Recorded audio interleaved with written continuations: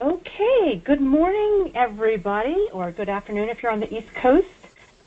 This is Michelle Dunn. I'm in the Office of the Associate Director for Data Science, and I'd like to welcome you to this webinar, the BD2K Guide to the Fundamentals of Data Science.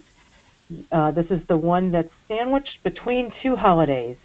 So we were off last week for Veterans Day. We'll be off next week for Thanksgiving, but we have a great talk today. And it's actually part one of a two-part series on data wrangling. We thought that data wrangling was such a complex topic that it warranted and it really needed two examples.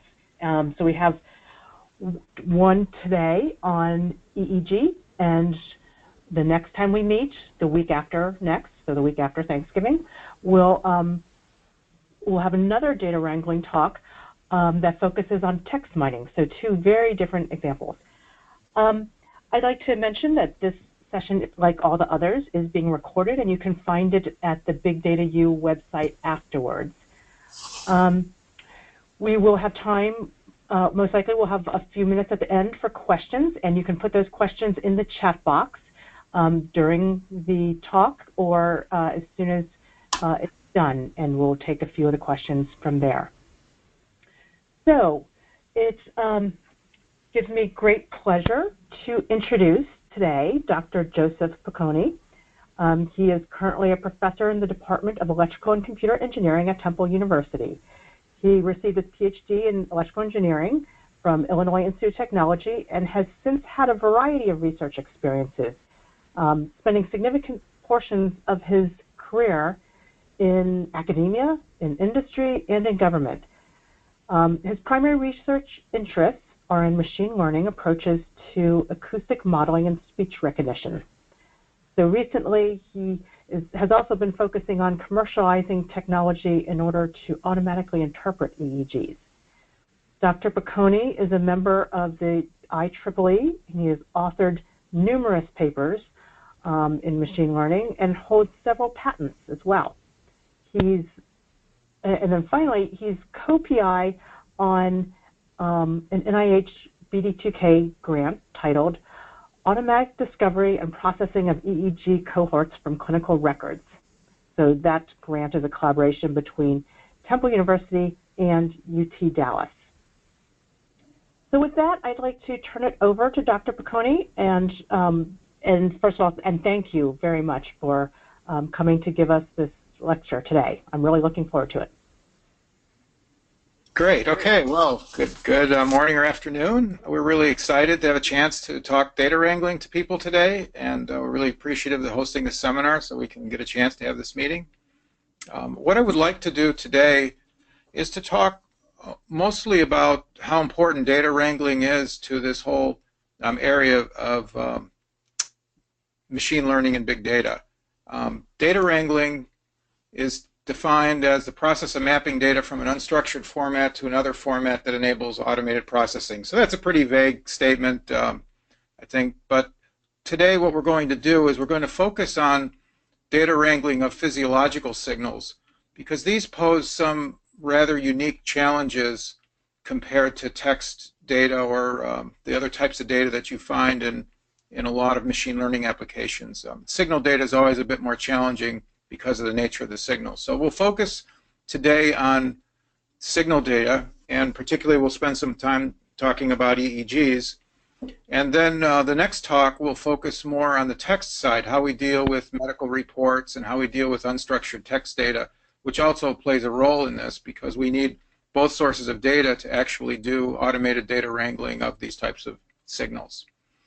So let's begin then by talking a little bit about big data and machine learning.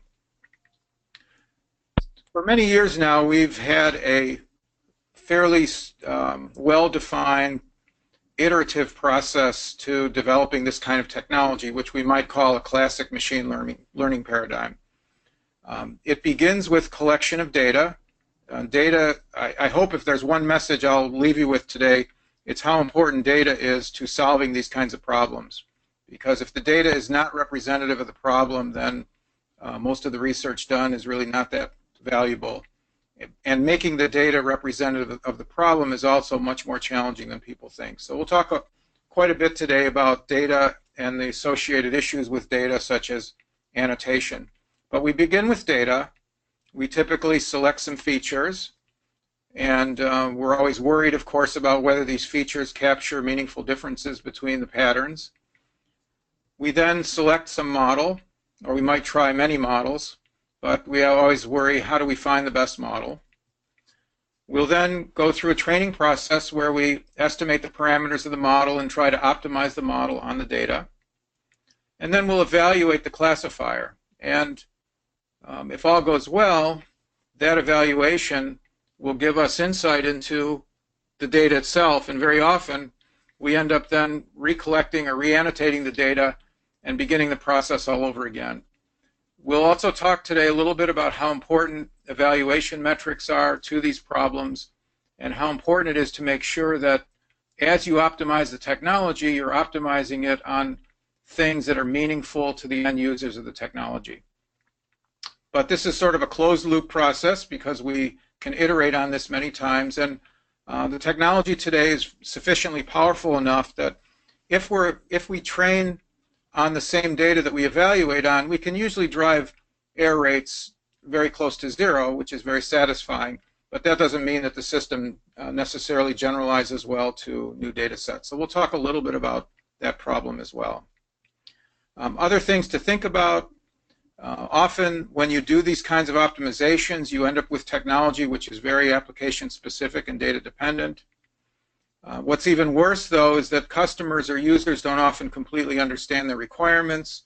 So very often after you develop the first version of the system, you find out that that's not really what the customers wanted, and then you iterate through several times. In fact, on EEG data that we'll talk about, we're actually on our 4th generation of trying to make the system do something that's relevant to the users. And it's been a learning process for the users as well as for the technology developers.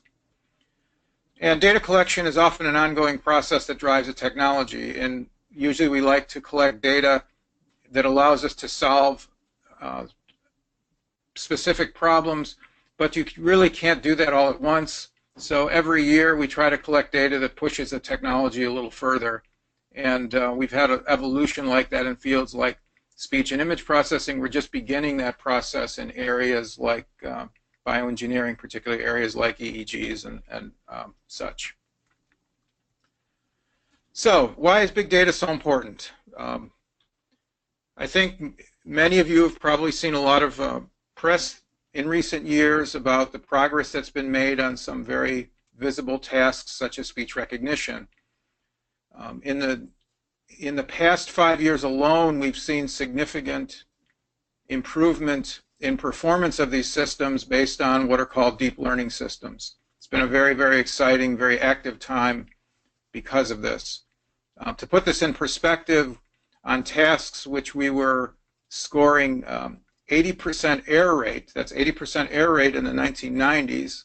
This is a task based on conversational speech recognition. Today, we're scoring error rates in the range of about 7%. The performance on these tasks is getting very close to human performance, and that didn't happen overnight. However, that took about 50 years of research to get to that point. But progress has been significant in the last 5 years, and that's primarily been due to the emergence of deep learning systems coupled with the availability of large amounts of data. So this is a slide I want people to really pay attention to, that deep learning systems require large amounts of data. We can get very good performance with these systems, but we need lots of data. And this is one of a number of examples that have been cited in recent years. Here we have a task where we compare what was conventional technology maybe 10 years ago. Most of commercial systems were based on a technology called hidden Markov models. And here we have a deep learning system.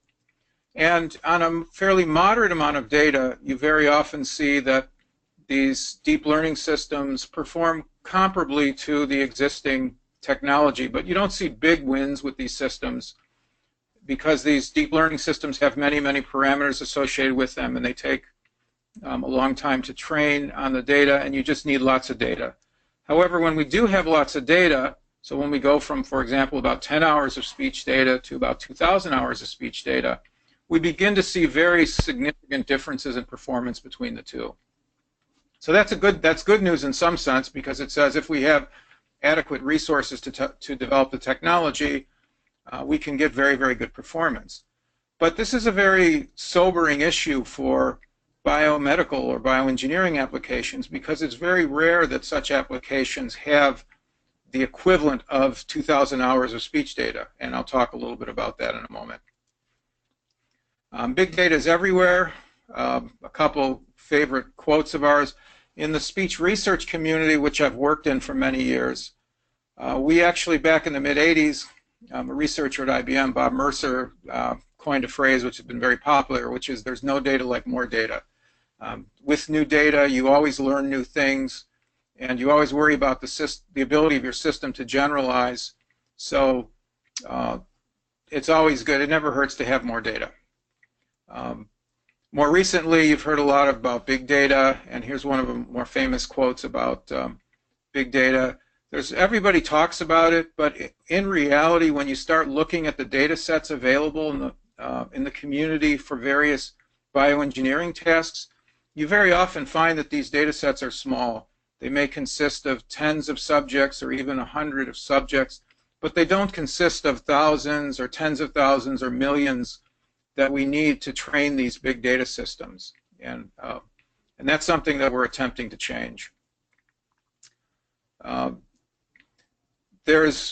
are we so interested in this? Well, there's a belief that if we can actually build systems that look over large amounts of data, we can develop new science, we can uncover new relationships and dependencies, or we can improve the ability of systems to diagnose. And I want to come back to that issue, because that's an interesting issue when we talk about areas like EEGs or pathology that require significant amounts of expertise.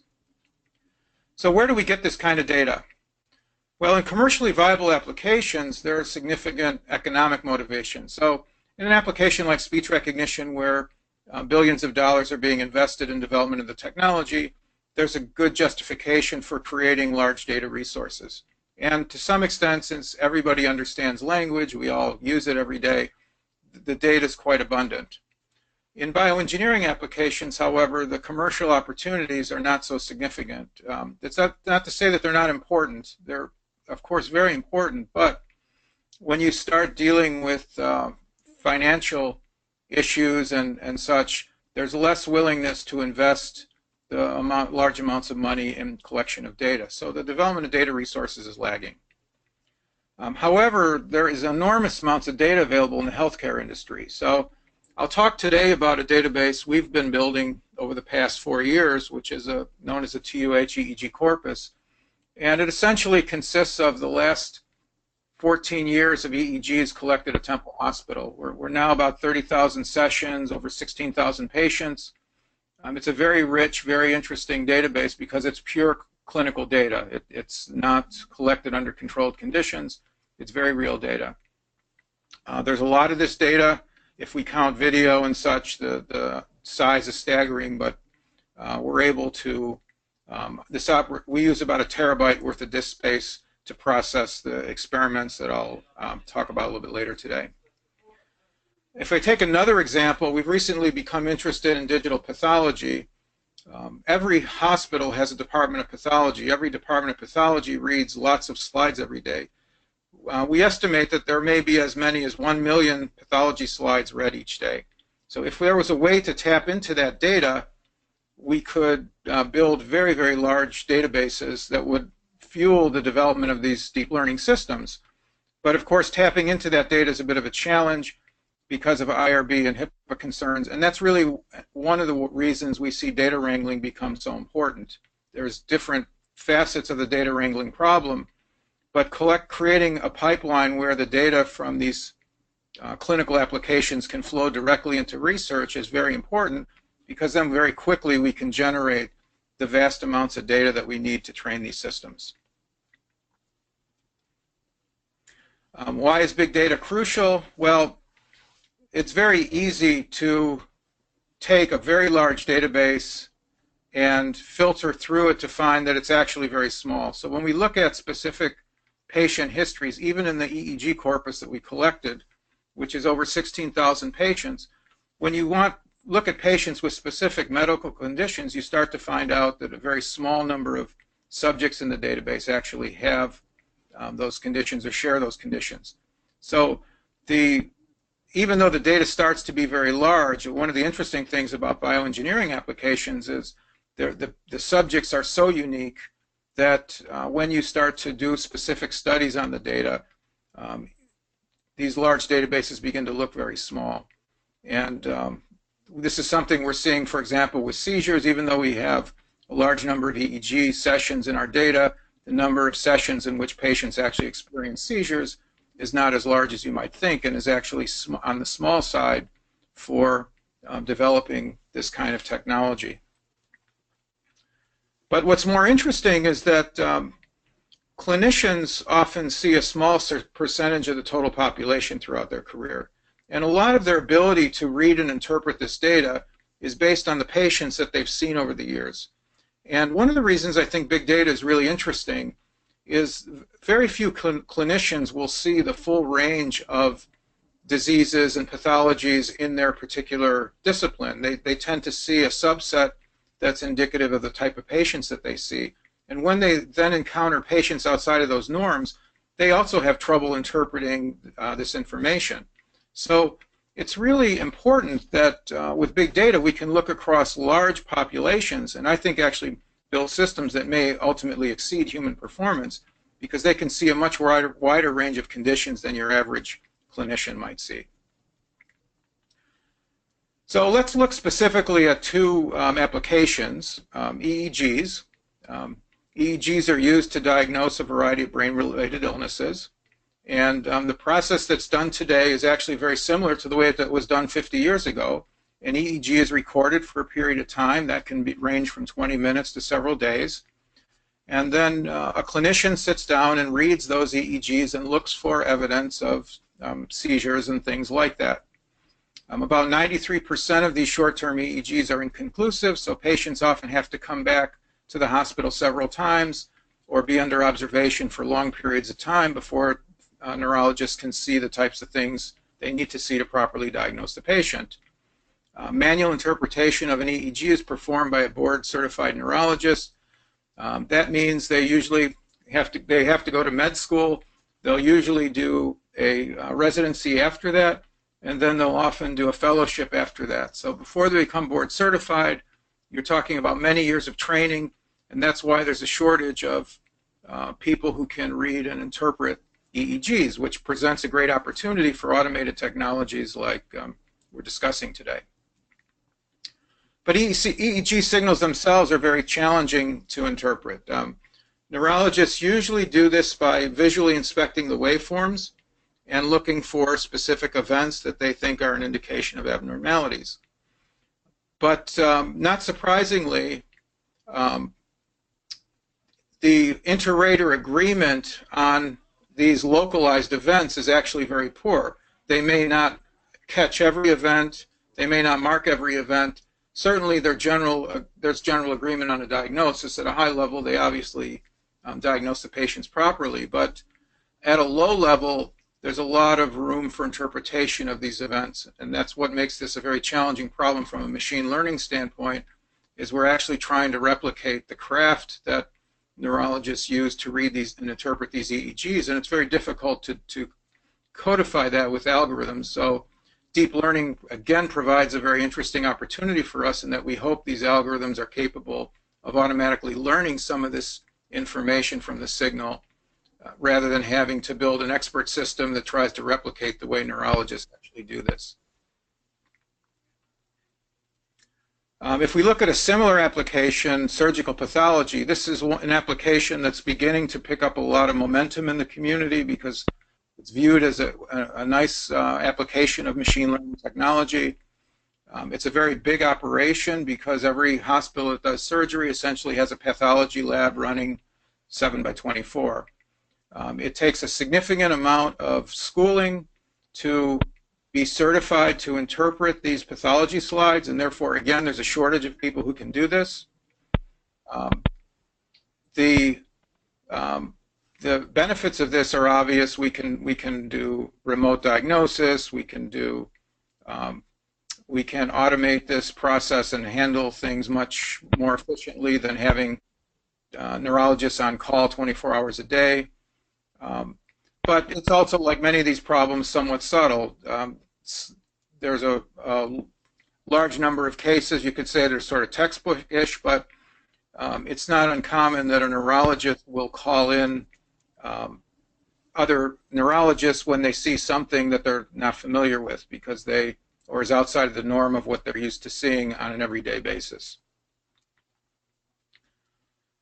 So what we're going to talk about next for a few slides is this problem of real-time automatic interpretation of EEGs. So what that means in a nutshell is you take a signal and you automatically label it for events which are deemed to be important by neurologists. So here we're showing the ability to label particular channels with events, and then we can also make some kind of summary judgment about the event. And the types of things you look for can vary. We'll talk a little bit about seizures, and we'll talk a little bit about signals like spikes. Real-time seizure detection is a very big need in this area because very often patients will be under observation in an ICU or an epilepsy monitoring unit, and they'll be there for long periods of time, and they'll be under constant observation, but neurologists won't be available to actually read and interpret the EEGs in real time. So there's a great opportunity for real-time detection because that will allow neurologists to better treat their patients because they're getting notified more quickly when seizure events and things like that occur. But detection of seizures is very challenging, and most of the commercial technology today false alarms at such a high rate that neurologists and clinicians simply turn off the real-time alerting. And this is a problem that's gained a lot of interest in the past few years because there's so many automated systems in hospitals producing real-time alerts, and so many of them false alarm at such a high rate that physicians and care providers essentially ignore all of these real-time alerts. So if you can do seizure detection reliably with a low false alarm rate, that would be a very significant advance in the field. What things we're trying to do in this context, we're trying to identify the start and stop time of the signal. We're trying to identify which channels it occurred on so we can localize that to the portion of the brain where it's occurring. And then we try to identify a few other things like the type of seizure that's occurring. Seizure detection using surface EEG recordings is extremely challenging because the signals are very noisy, and real-time clinical applications demand an extremely low false alarm rate. This is much below what current machine learning systems are capable of, but ideally they would like one false alarm every 8 hours, which is very, very aggressive goal. When we talk about other types of events that we'd like to automatically label in a signal, here's an example of some of them, spikes and sharp waves, GPEDs, PLEDs, and such. We also have a number of artifacts that we have to be able to ignore, things like eye movements, and building algorithms to do this requires the signals be labeled with these kinds of events. But of course, if there's poor inter-rater agreement amongst experts on when these events are occurring, that creates a problem that you don't have the gold standard annotations of the data that you need to produce high-performance systems. Clinical data contains many artifacts that can be easily interpreted as spikes. This is why false alarm rates are so high with some of these systems. Manual review of the data is time-consuming, and in ICU applications, the need to analyze this data in real time is very important. Performance requirements for this application ideally would be detection rates above 90%, 95%, and false alarm rates below 5%.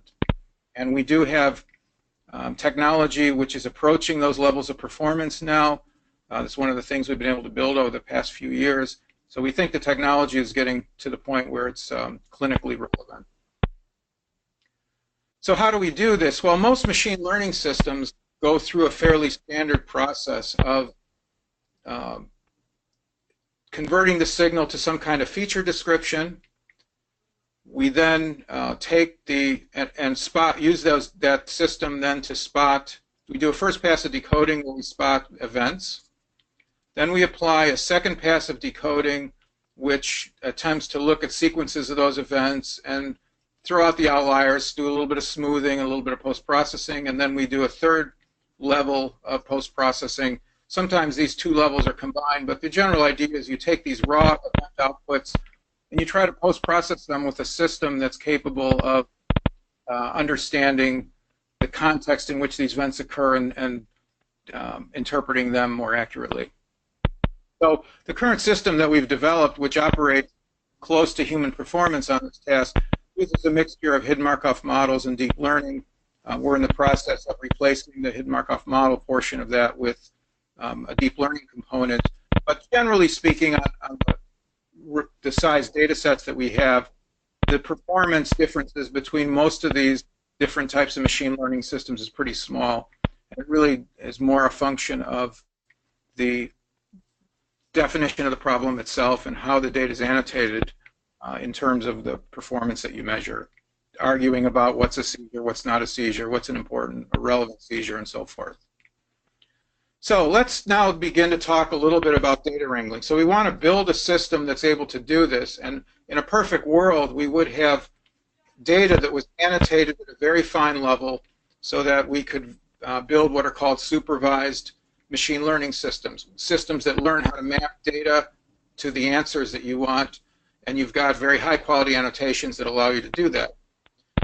Unfortunately, there's a whole slew of issues with this kind of data that have to be dealt with before you can get to that point.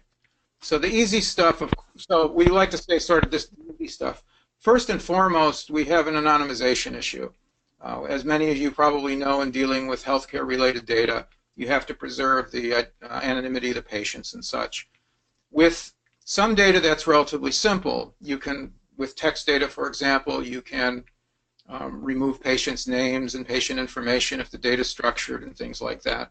With some data that's very difficult. We have, for example, videos of patients which, while they're in an EMU or ICU under observation with the EEGs, in addition to collecting the EEGs, they also collect video. Well, we can't really, anonymizing the video would be very expensive, and therefore we can't really release the video. Yet we know that neurologists use both video cues and signal cues to determine if a patient's having a seizure. But anonymization of the video is virtually impossible. Anonymization of the signal data is not so bad. We can develop scripts to and processing systems to do that. But it's also time-consuming. With our EEG data, for example, we've had to manually go through each and every EEG report and remove names and things like that so that the data is anonymous. And that's a very time-consuming process. We can do some of it in an automated way with natural language processing, but just to be on the safe side, we have to manually review every piece of text data before it's released into the public domain. But that's sort of, I would say, in the scheme of things, a relatively easy part of the problem. Then it gets a little more interesting when you talk about the signal data itself. So EEGs are a multi-channel signal. Electrodes are placed around the head, and you collect the electrical signals associated with these electrodes. But of course, there's not a single configuration that people use, and there's not a single way in which that configuration is administered. There's actually several ways in which they administer EEGs, including what they use as a reference point for voltages, whether they difference the signals, and so forth. Neurologists, when they view the data, prefer to view the data in a differential mode where they subtract the voltages collected from two channels. And there are several montages which are popular. One of the ones that they like to use for seizures is a montage called the TCP montage. So in addition to the raw data, they will often not view the raw data directly, but they'll view different differences of the channels, and there's lots of variance of these things. Even something simple like the channel labels are not standard across institutions. So it's very difficult sometimes to even tell which channel corresponds to which electrode. And that can vary from technician, that can vary by hospital, and any kind of automated data wrangling process has to somehow comprehend that. The channel identity is important because it does allow us to spatially localize events. So the technology needs to be robust to all these types of operational variations. And we can do some things to automate this. And we're having some success, for example, at operating without the need to use a montage. We can do some of the filtering and such fairly automatically. We can pair up channels fairly well. But very often the voltage reference points used to collect the EEGs, those play a pretty significant role in the data itself, and that's a little bit hard to adapt to automatically. So another solution is to build models for each of these configurations that you expect to see, and that's often what a lot of the commercial providers do, is they just have systems that are tuned to the particular configurations that their customers are using. And then there's also artifact removal. There's a lot of different artifacts that occur. Because these signals are so low in voltage and they're so sensitive, you often get a lot of artifacts in the data, whether that's due to things like patient movements or electrical issues like grounding and such, or electrical issues like 60-cycle noise and things. You have to remove all of these, otherwise your algorithms are going to false alarm on these events and call them seizure type events. So there's a fair amount of pre-processing that goes into the data, and that's often done through a mixture of filtering and in some cases more sophisticated noise reduction, signal processing. We actually build specific models of these events, such as eye movements and things, and as part of the pattern recognition process, we identify those as eye movements, and then we're able to ignore them. That's a much better strategy than trying to build more classic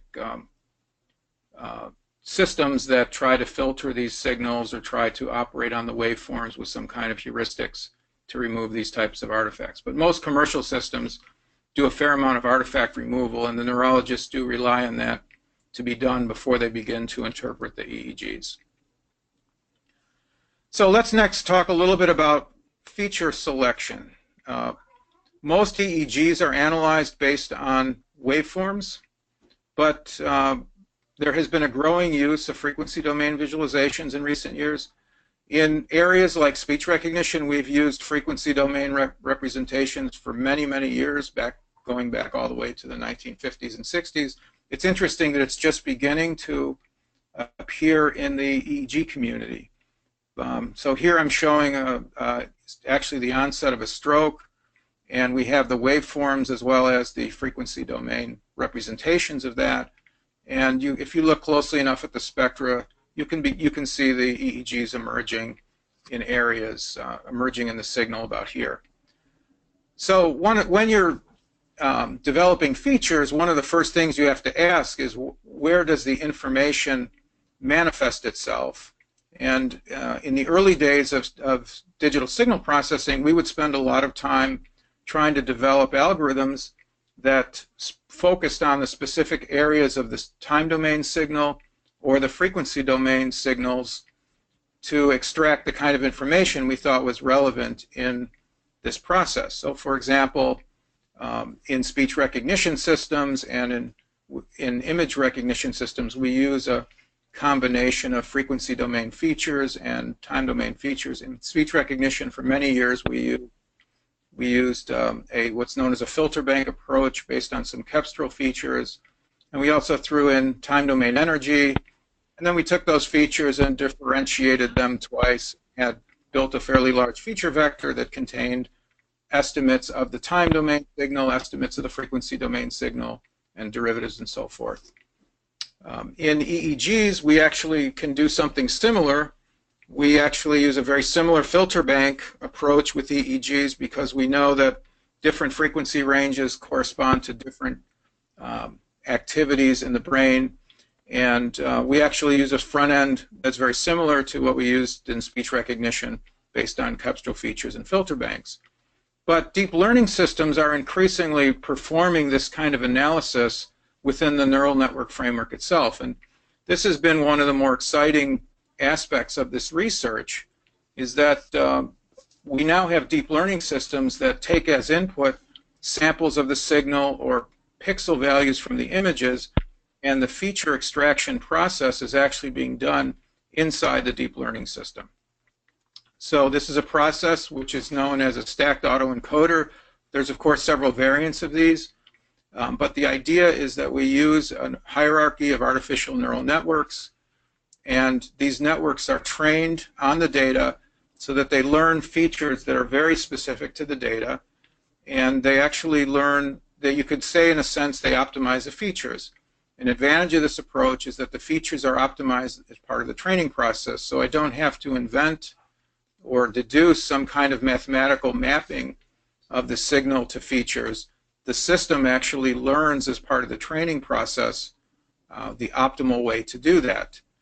In fact, the system can learn how to both represent and discriminate with the features. You can do, for example, discriminative training of features. It's a natural part of how we do this inside of a deep learning system. The learning process is also unsupervised, so we don't necessarily need annotated data for this. So we can process large amounts of data through this process, and we can arrive at features which work pretty well across large populations, and we really didn't have to do any manual interpretation of the data. This can all be done in an automatic way, so you can transfer this kind of a concept from domain to domain or application to application without the need for a lot of expert knowledge on those specific signals. So this is a really good thing from an automated data wrangling point of view, because I don't need to have expertise in each discipline that I'm trying to use this kind of modeling technology for. So the feature extraction is certainly one of the problems that is fairly well in hand with this kind of technology. Now, as I mentioned at the beginning of the talk, one of the things that's really happened in the field in recent years is that these so-called deep learning approaches have been really making vast inroads in terms of providing state-of-the-art performance. Deep neural networks are essentially similar in concept to the neural networks that were used many, many years ago, but they have many more layers and they have many more nodes. The architectures themselves have been slowly evolving now that we have the ability to train and develop these systems. So one particular network that's very popular these days is the bidirectional long short-term memory nets, or BLSTM as they're called. And this is one of the networks that seems to be delivering state-of-the-art performance. There's many proposed architectures for these systems. There are probably easily 50 popular architectures out there today, and each one seems to work well on a specific set of applications, but the one that works best for a particular application seems to be very application dependent, though BLSTMs seem to be working well across speech and video and a few other types of signals like that. These systems contain many levels and many nodes. We're talking about millions of parameters, tens of millions of degrees of freedom, and that is one of the reasons why we need large amounts of data to train these systems, because they're very, very large in terms of the parameter counts. For many years, we envisioned these systems, but we really could not get them to train properly, and that was has been a significant obstacle until about 2005. In the past decade or so, techniques emerged that allowed these networks to be trained, these deep networks to be trained properly and to reach good solutions. And that's really when deep learning started to take off. About the mid-2000s, training techniques began to emerge that allowed these deep networks to actually converge to proper solutions. We use in training these systems an iterative or gradient descent approach. So these systems will typically be trained through thousands of iterations, and that's a very computationally expensive process.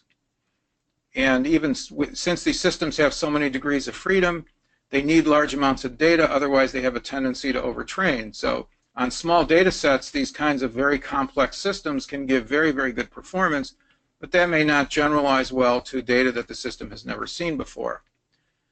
The advantage, of course, is that you're self-organizing the data using these kinds of approaches, so there's a potential for new scientific insights based on what these networks are actually learning.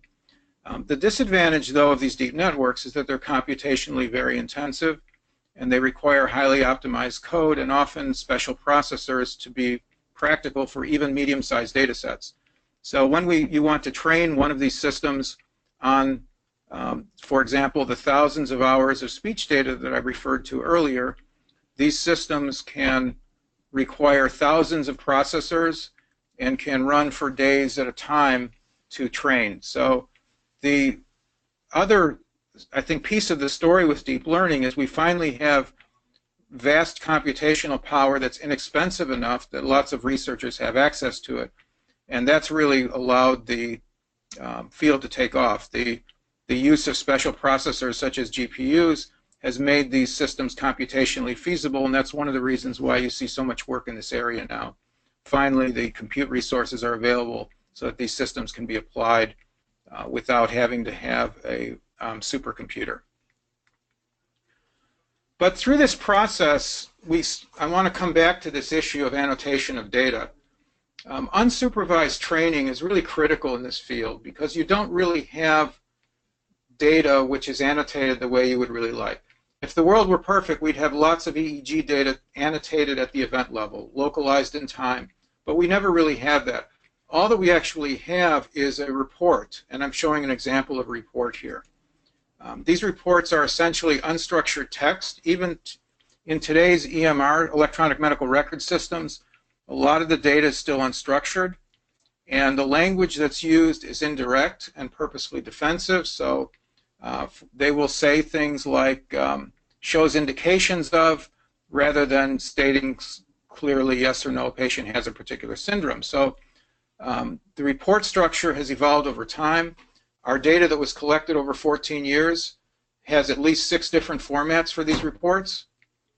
And the temporal events, you'll notice, are not annotated or localized. In fact, in these reports, when they say there is a 10 hertz alpha rhythm, that's actually not quite accurate. If you actually measure the frequency of the rhythm, it will be different than that. This is an observation they make based on a very crude temporal measurement of the signal. So even when they provide numerical data in these reports, there's a good chance that the data is not actually accurate.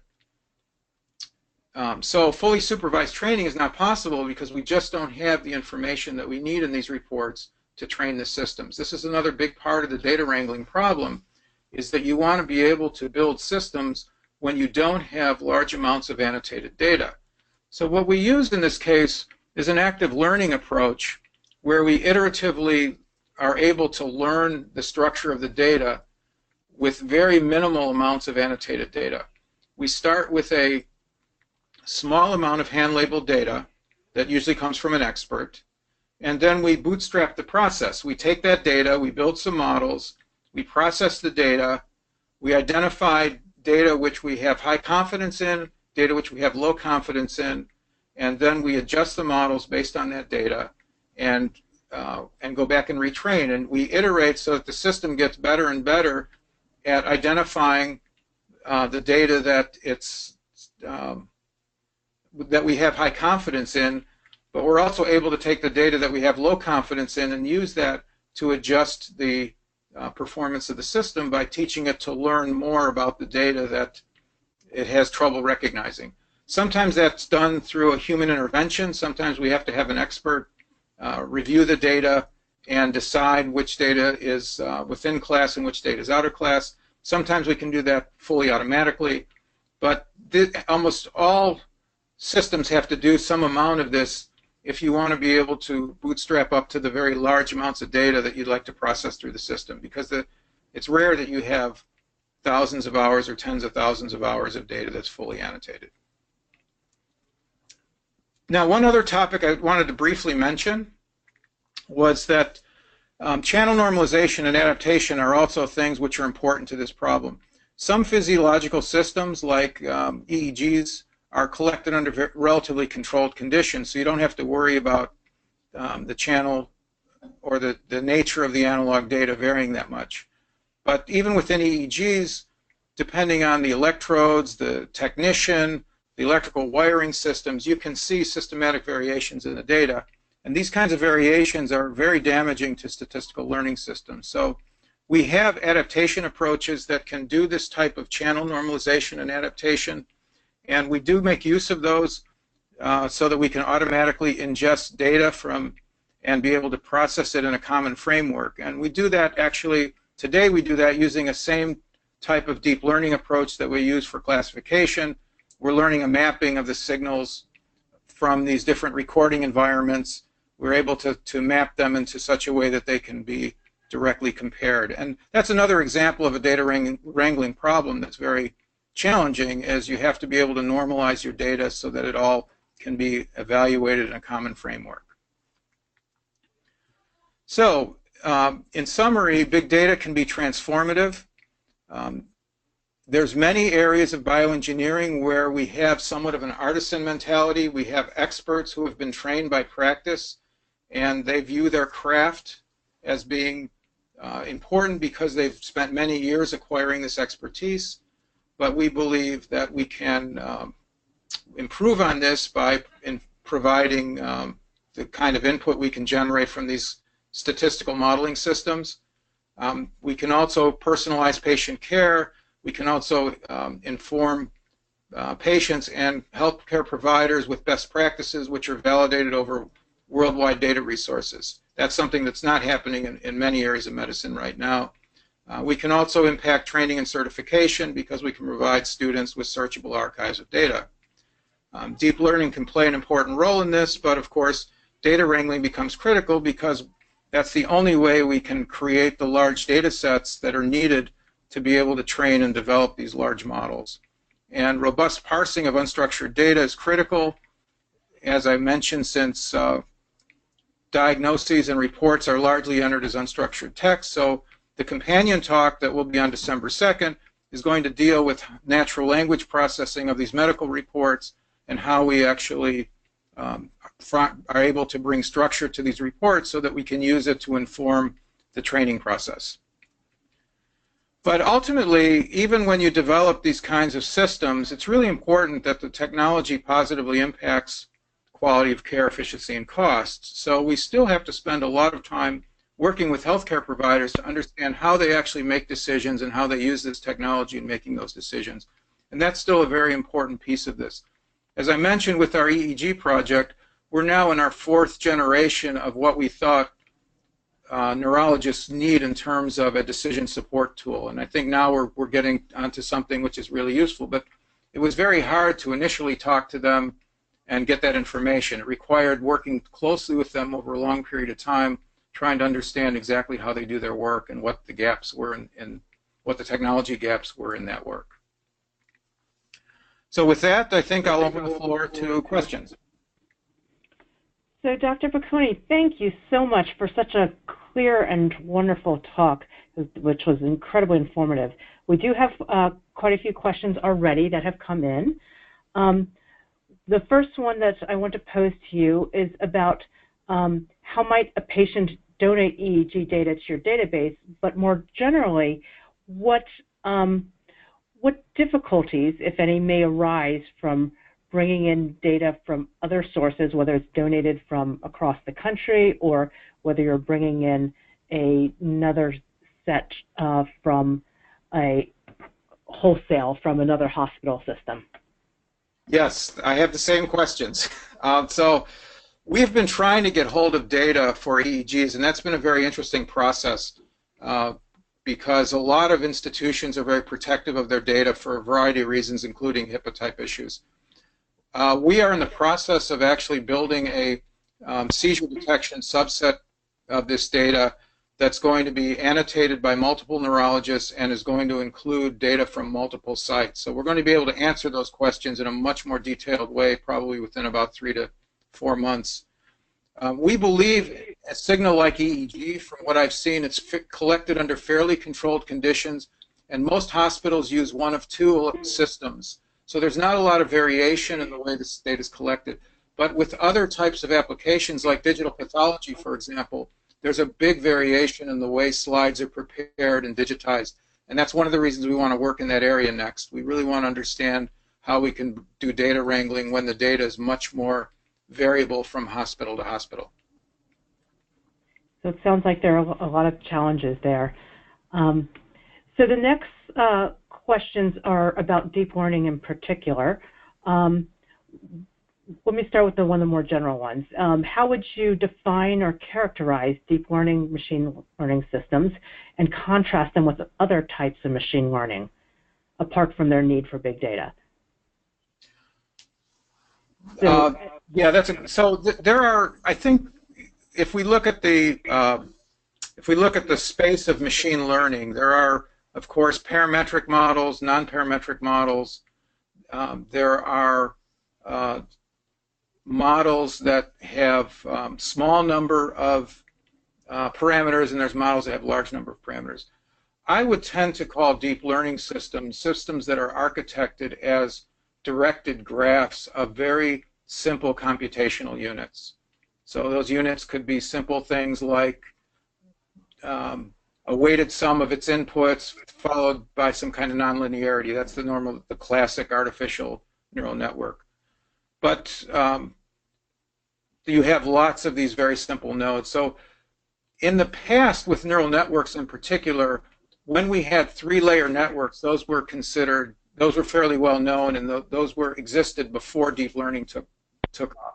When people talk about deep learning today, they're talking about networks that have far more than 3 layers and have millions of parameters associated with them. And I think that's the big distinction. We had what were called multi-layer perceptrons many years ago, but they were simply 3-layer networks, totally general in what they could learn, but they were not as many levels or as deep vertically, so to speak, as the systems that are being trained today.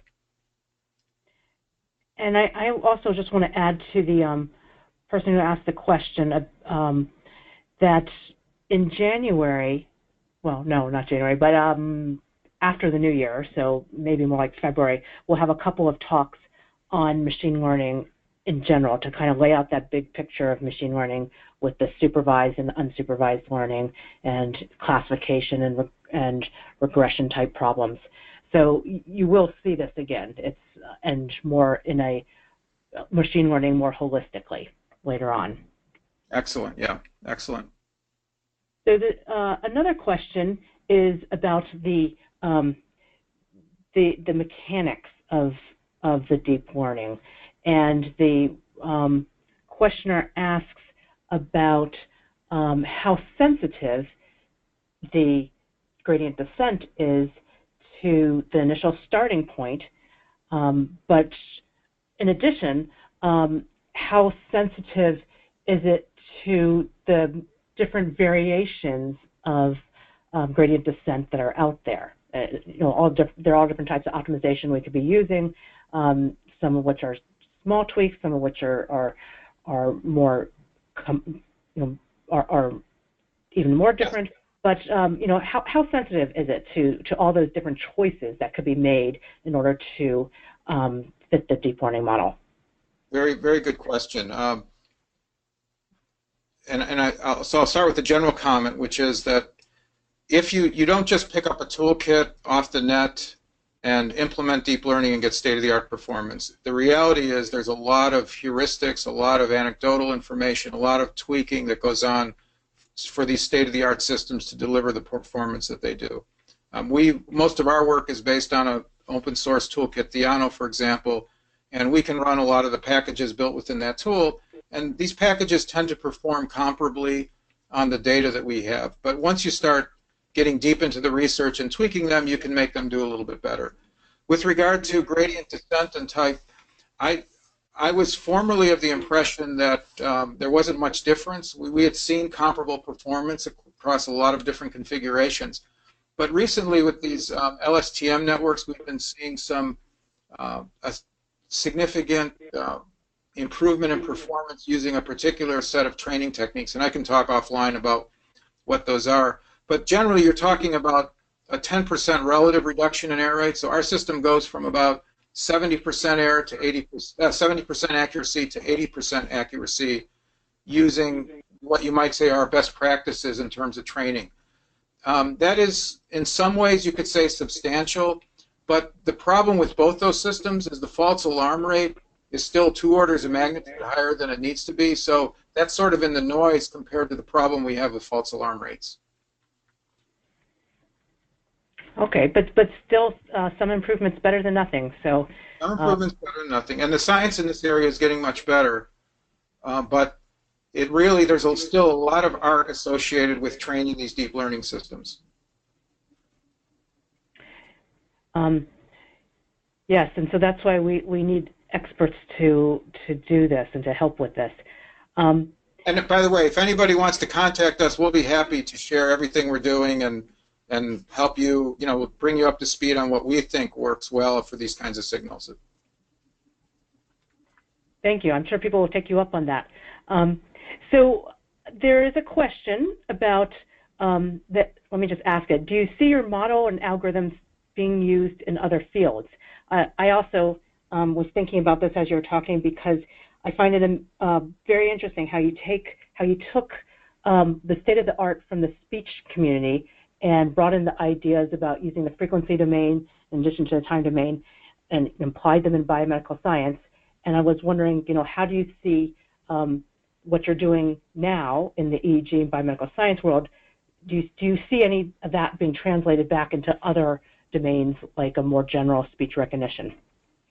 I would hope so. We did some work on non-parametric Bayesian models that has been cross-fertilizing both domains, but I think I'd like to say yes. The problem is the amount of investment in areas like speech and image is so great, and you've got some of the best groups in the world putting tremendous amounts of resources in those problems. So it's been a little bit difficult to keep up with that in a smaller area like EEG processing. But the techniques we're using on EEG are informed by speech and image recognition, so there's no reason it couldn't go the other way. We try not to develop techniques that are specific to one application.